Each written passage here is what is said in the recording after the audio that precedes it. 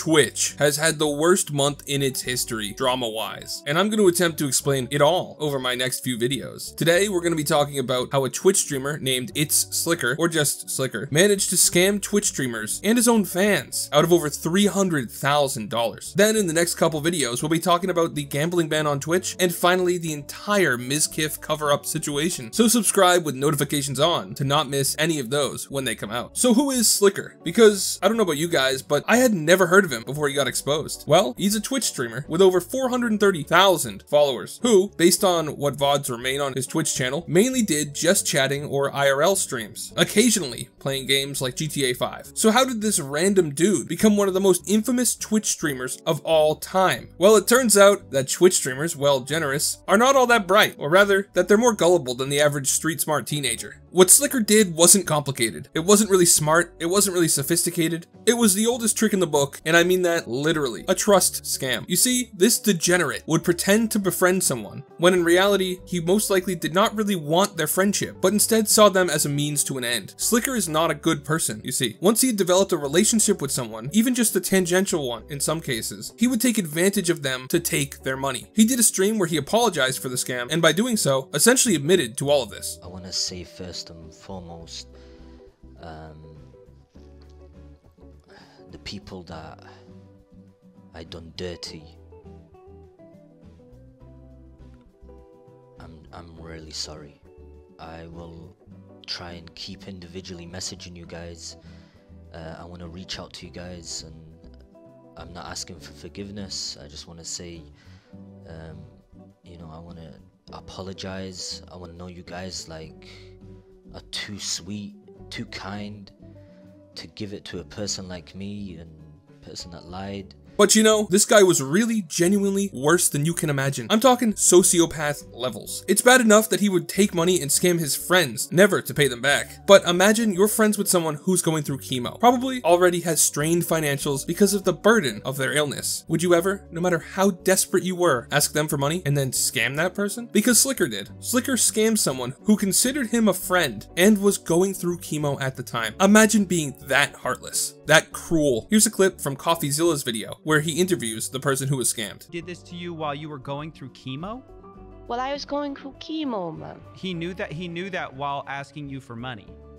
Yes. So how did he do it? Why were so many people willing to give him money? Well, he's a con man through and through. Like I said earlier, he was using the oldest trick in the book, a trust scam. Basically, he would get to know someone and then he would feign desperation. He'd send them a message saying that he was going through a hard time, often sending video messages where he looked distressed about the situation. He would apparently tailor the amount of money he was asking for and the false situation that he needs the money to resolve to the person that he was going to ask, according to the victims. With one person, he would be in trouble with the tax office. Another, his electricity was going to be cut off because his bank account got locked in a mistake. And another claimed that he told her that he owed money to some scary people who were going to do him physical harm if he didn't pay them off. I've also seen examples of him sending videos claiming to swear on his mother's life, or even on the Quran, to get people to believe him, and to believe that he would pay them back. Here's another clip from CoffeeZilla's deep dive showing exactly that. Listen to me, Memeulous.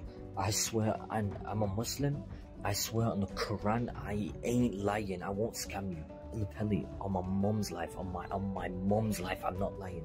That's the genuine malice of this type of scam shining through. He's willing to forsake his own family, his mother, his religion, all to get some money from people that he has pretended to be friends with. In my opinion, that shows that he knew exactly what he was doing. He knew how to manipulate people, and to do it to this level takes premeditation. He had to have been literally scheming about what he was going to do from the moment that he met these people. He would always claim that he would pay back whatever he borrowed, but he rarely did. It appears to me that he only paid back people who had enough influence in the Twitch scene that they could hurt his career if he didn't pay them back. He also faked paying at least one person back, sending them the money on PayPal and then refunding the money moments later, which is just another example that I think shows the malice and planning that went into every action he did in this scam. These kinds of scams are the perfect ones to use on a tight-knit group like Twitch, since the bond he shares with the person would normally keep the person he asked for money from telling others that he had asked them for money, since they would not want to embarrass him and tell others that he was in a bad spot. Ironically, their good-natured belief in their friendship with Sliker only allowed him him to continue scamming others. Who did he scam? Well, it looks like it was mostly streamers / YouTubers, but occasionally he would reach out to a member of his chat and take their money as well. He was an equal opportunity scammer, at least. His willingness to scam whoever he could is how he managed to gather at least $300,000, almost $400,000 from the people he scammed. And that's just from the people who publicly admit it. A lot of people who he took money from probably won't admit it publicly, since being scammed is inherently embarrassing, which is why I've gone out of my way to not mention any of the specific victims in this video. What was his excuse? How did he justify doing this to people? How can you justify scamming your own friends? Well, like I said earlier, Sliker did an apology on stream. During that stream, he seemed to blame his gambling addiction for the entire thing. I want to say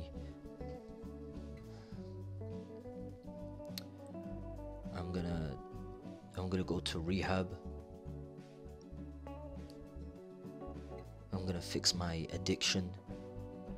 I don't know, I've been on the website, on the Manchester Gov website, and I've been looking at the gambling attention seek help line, and I don't know how it is. Obviously I've never been, because if it weren't for this addiction, of course, why would I go to anyone?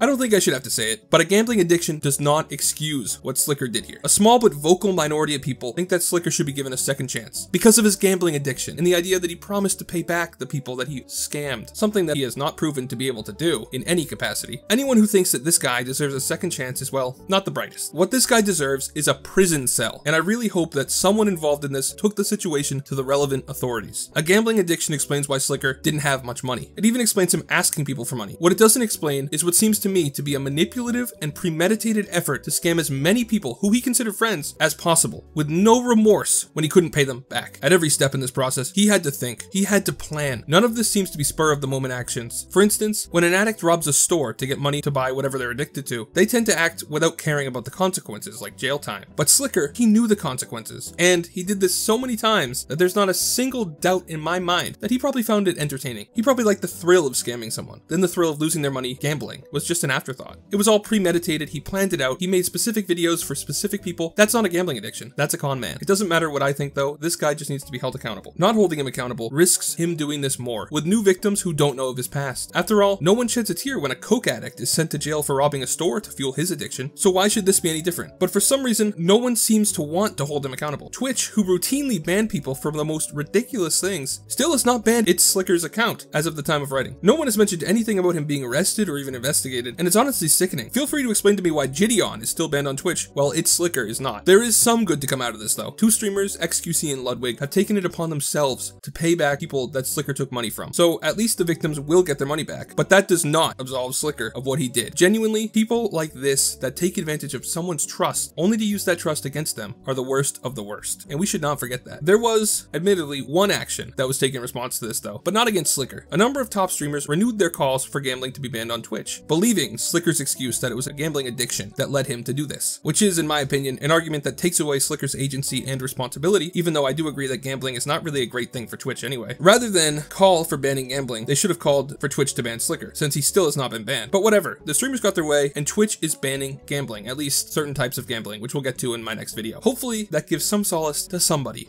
Anyway guys, as I said earlier, this is just the first video in a series on the Twitch drama that just went down. If you want to see where it went from here, subscribe and turn on notifications. Thank you and have a good day. God bless you.